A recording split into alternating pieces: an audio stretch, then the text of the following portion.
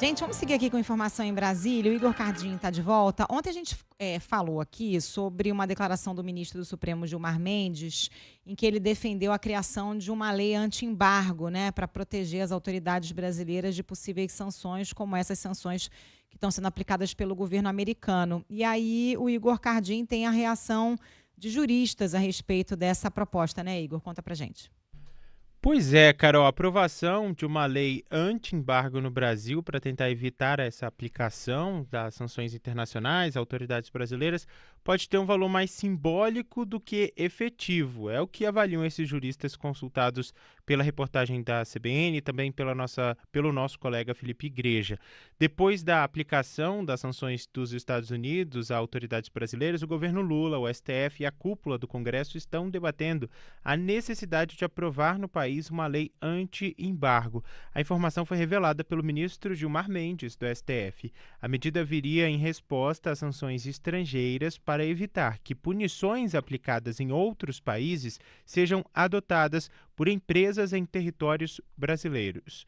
Em território brasileiro, né? A norma, no entanto, não poderia evitar a aplicação de punições fora do país. A ideia seria criar regras para que o bloqueio de contas e a proibição do uso de cartão de crédito, por exemplo, não atingissem uma pessoa com contas no Banco do Brasil aqui no país. A lei brasileira daria amparo aos bancos, por exemplo, para rejeitar a aplicação de sanções no território nacional. Para juristas, no entanto, os bancos ainda estariam sujeitos a sanções no exterior, como explica a doutora em Direito Internacional Priscila Caneparo.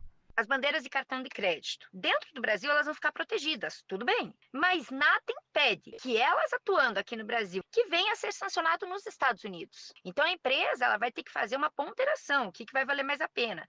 Eu vejo com muita ressalva, tá? Porque a gente está trabalhando com um governo dos Estados Unidos que trabalha com lawfare, e se utiliza de instrumentos jurídicos com viés politizado, né? Mas eu não consigo vislumbrar como é que não se daria uma aplicação de sanção para a empresa que também atua nos Estados Unidos. O texto da lei ainda segue em debate, mas, segundo o ministro Gilmar Mendes, a medida vem sendo discutida entre as autoridades dos três poderes. 8 dos 11 ministros do STF foram sancionados com a suspensão dos vistos norte-americanos, mas apenas Alexandre de Moraes, relator das ações penais da trama golpista, foi alvo da lei Magnitsky, que traz punições mais duras, inclusive a esposa dele também, né, Carol? É isso, obrigada, Igor.